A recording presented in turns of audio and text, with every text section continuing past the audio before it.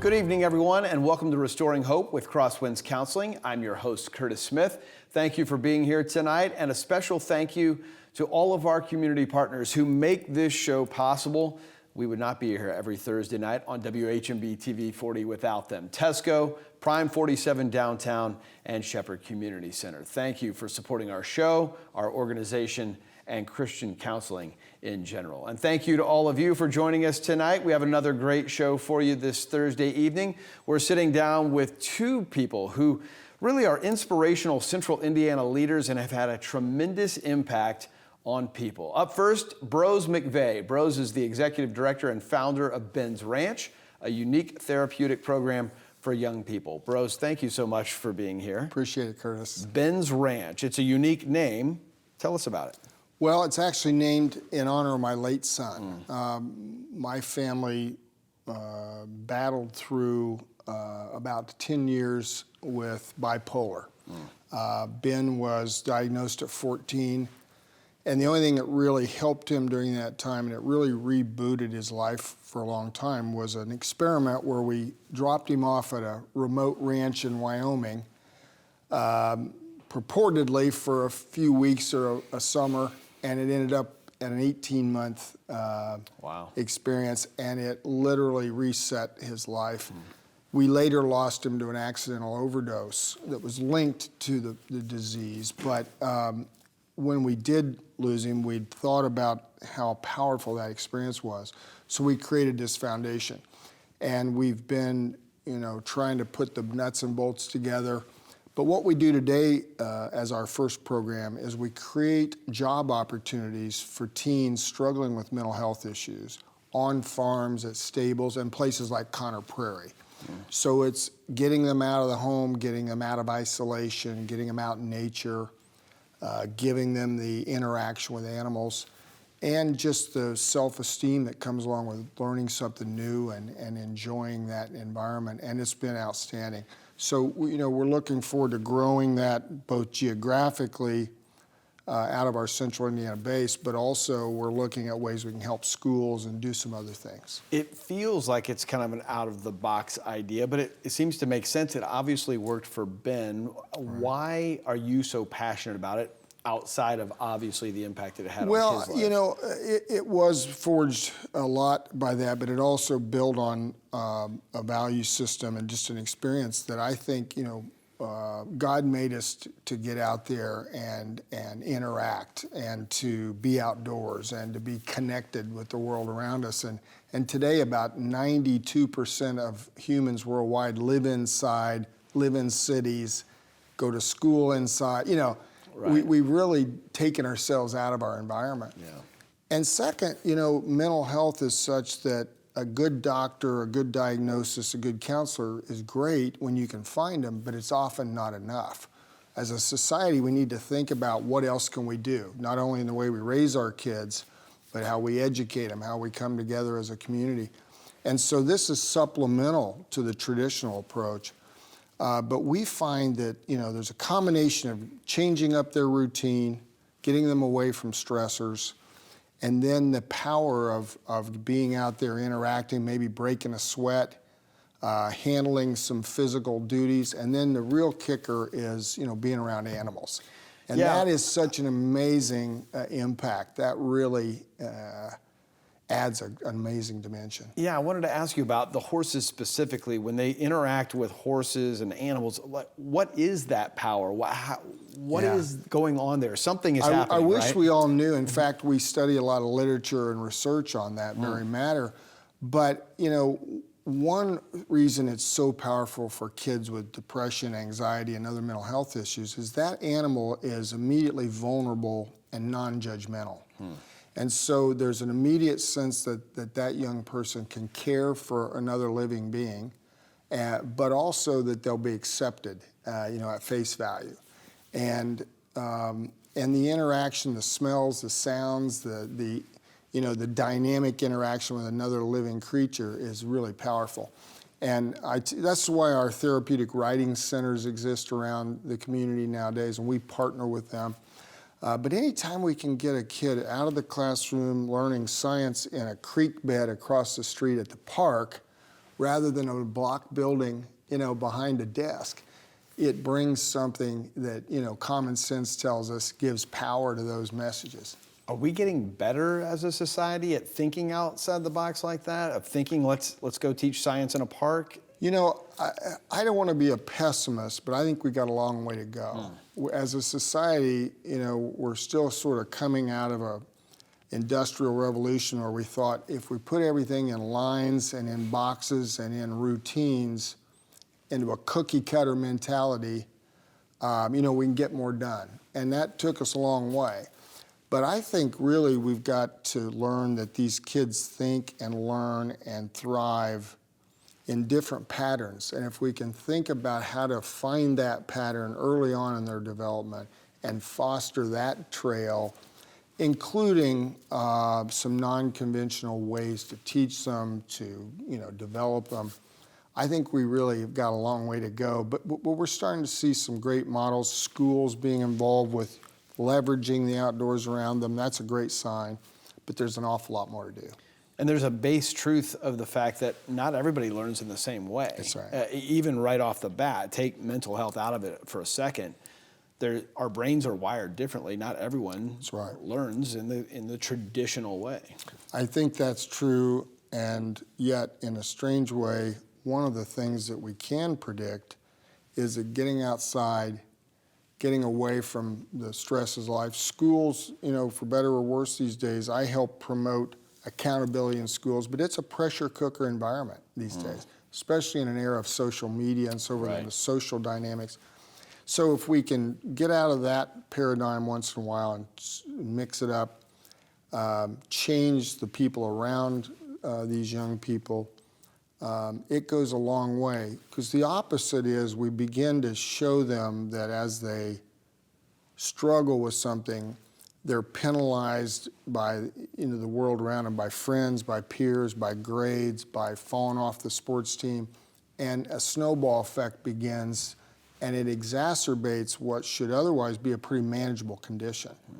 There's a lot of folks that I know well that are functioning very well with serious mental health, underlying issues, but they're managing them well, and a lot of these kids should be thriving, and instead that snowball means that today suicide's the #2 killer of our young people in this whole society, and that says it all. Brose, real quick, how can people learn more about Ben's Ranch? Yeah, visit our site, bensranch.org. We got lots of room for volunteers. We need your help. We're looking for leadership. We have 2 events already on the calendar this year. Come and have some fun with us. But there's always a role for everybody in this one. Great. Brose, thank you so much for all that you're doing and for joining us. Appreciate it. Great to have Brose here with us tonight. He is spending his life investing into people. And at Crosswinds Counseling, our counselors are doing that as well. Same thing every day, investing into the lives of people. And each week here on Restoring Hope, we introduce you to one of those counselors. And tonight, we have the privilege of hearing from Tim LeGros. Tonight, Tim is going to share his thoughts on doing exactly what Brose does, working with teenagers.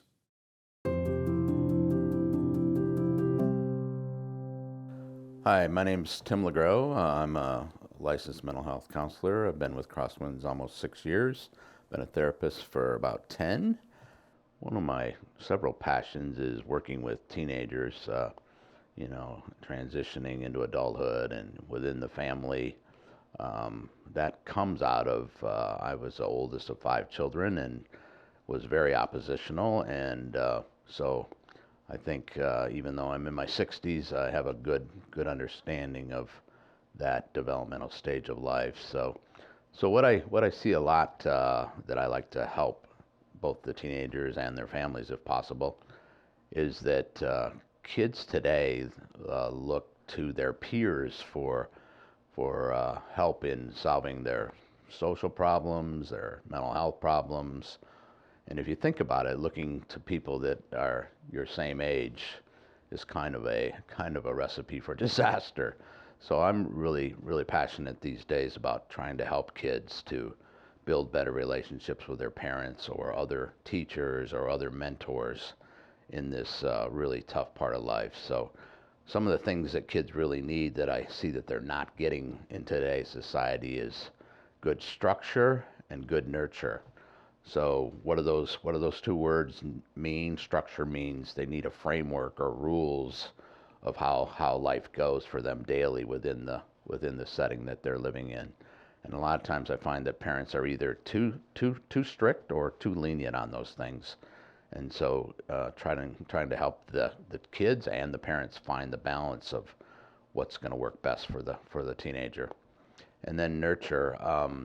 You would think, well, of course I love my kids or whatever, but a lot of times adults in our busy society don't really take the time to, show kids love.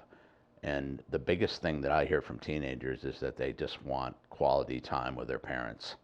And so I would see people in a restaurant where you have the kids and the family sitting there eating, but everybody's on their phone. So that's not quality time. Kids really want time to just do things with their parents.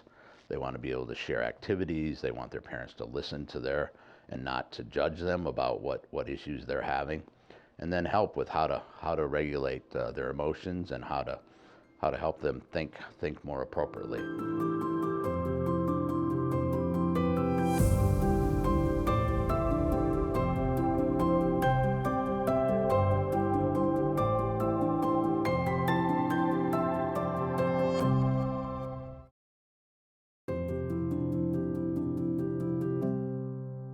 Welcome back. Our second guest tonight is the executive director of a wonderful organization, the American Heart Association of Central Indiana.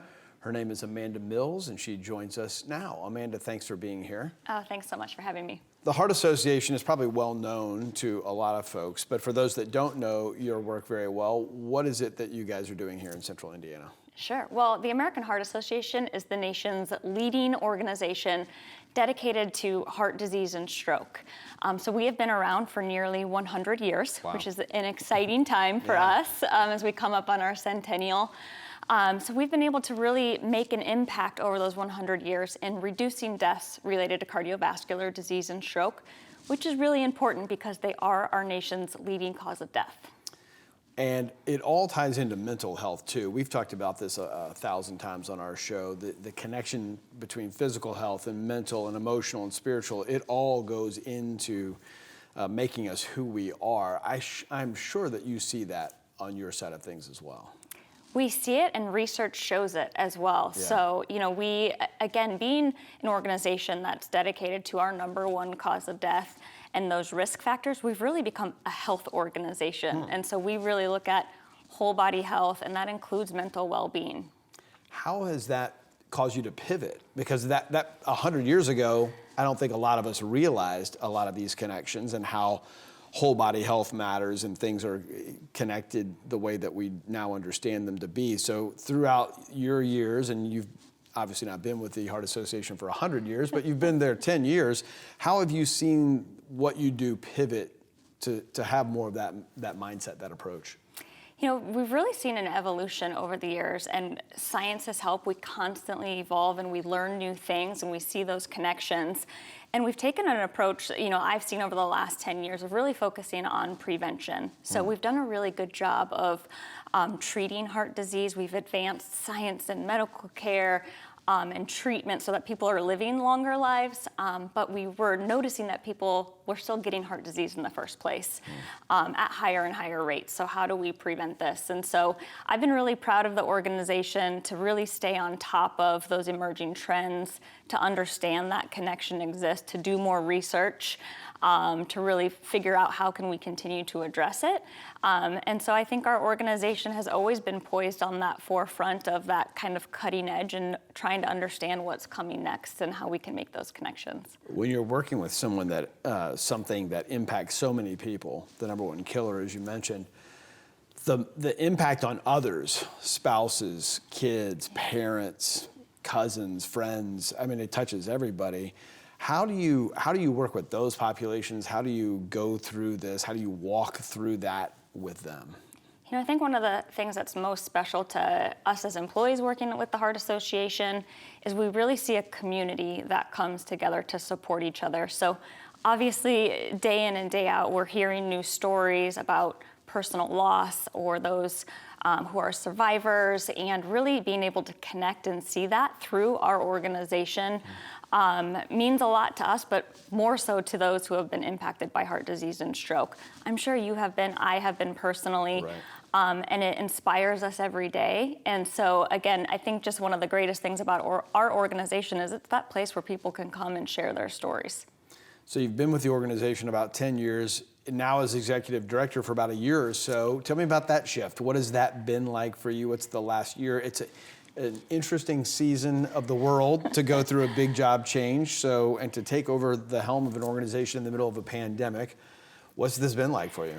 It's been a crazy ride, I would say, and it's been lots of changes. So I actually even come from a different market. So I just moved here recently, so also moving during the pandemic. But I just feel very lucky that my experience with the Heart Association over the years in several different roles has really allowed me to learn quite a bit and be able to apply that no matter where I'm at. You see, whether you're in Indianapolis or whether you're in a small town in the middle of nowhere, everybody has the same issues. Right. It's certainly all people. It's all people, and that's what matters. Yeah.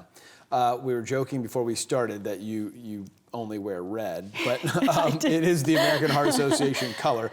But this is also Go Red Month. It is. Tell me about that. Again, a lot of folks know it. You guys have done a wonderful job with that campaign over the years. But for those that don't know what Go Red Month is all about, tell us about it. Yeah, well, of course, it's our time to shine, which we like. So the spotlight on Heart Month all month long. We actually also just celebrated Wear Red Day. So we always pick that first Friday in February to really draw attention to women's heart health. Long time there was the stigma or the misconception that heart disease was a man's disease, an older man's disease. But we see that, women's leading cause of death is heart disease, and it impacts 1 out of every 3 women. Wow. So a huge population that we all need to be paying attention to, and especially when you think about signs and symptoms. So women hadn't been studied historically. So we'd been excluded from research, and so we present differently. And so a lot of times our symptoms were dismissed as something else. So really, there's a critical need to continue to provide that education and awareness around women's heart health. But I think it's fair to say this is stuff that knows no bounds, no line, right? Gender, race, age, background, geography, none of that really matters. In the end, this impacts everyone. It impacts everyone. Yeah. And, really a part of our mission is really to address those disparities too, because while it doesn't discriminate, it affects some people disproportionately than others. So really our organization is dedicated to ensuring that everyone has that access to healthcare and the best opportunity to live a long, healthy life. All right. So if we run into you in September, will you be wearing red? Probably. Yeah. It's not just around this time of the year. No, I've got a lot of it in my closet, so it's throughout the year. Fair enough. Amanda, thank you so much for all that you're doing in Central Indiana, and thanks for being here with us tonight. My pleasure. Thanks for having me. Of course. We'll be right back.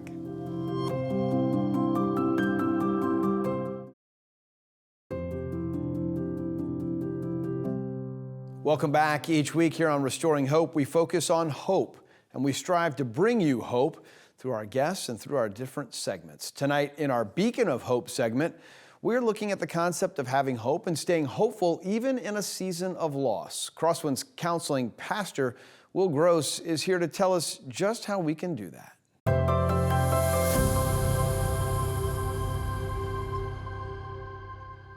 Hi, I'm Will Gross, a chaplain with Crosswinds. We've all experienced loss. Distance, separation, and death are a part of the human experience. Some of us have lost more than others, but at some point or another, we will all experience gut-wrenching sorrow. Unfortunately, the COVID-19 pandemic has brought on additional, often unexpected, death and loss. Loved ones have been ripped from us before we feel that it was their time. Lives have been unnecessarily cut short by this deadly virus. Why do I bring this up? Is it because I just want to make you feel sad? I don't. I don't intend to bring up painful memories or reopen fresh wounds or remind you of past scars. I mention pain and suffering to refer us to God's word. In Psalm 34, David says these words. He says, "Is anyone crying for help? God is listening, ready to rescue you. If your heart is broken, you'll find God right there. If you're kicked in the gut, He'll help you catch your breath." Isn't that refreshing to hear that God is listening, ready to rescue you? When you experience loss, please hear me say, God is near. God is near to the brokenhearted.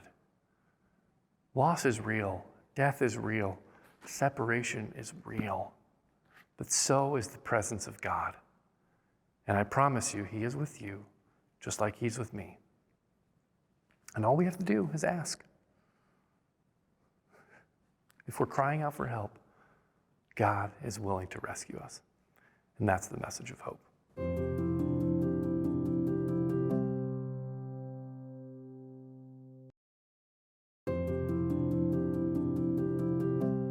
Welcome back. In our final moments together tonight, I want to let you know that we need help. Perhaps we need your help.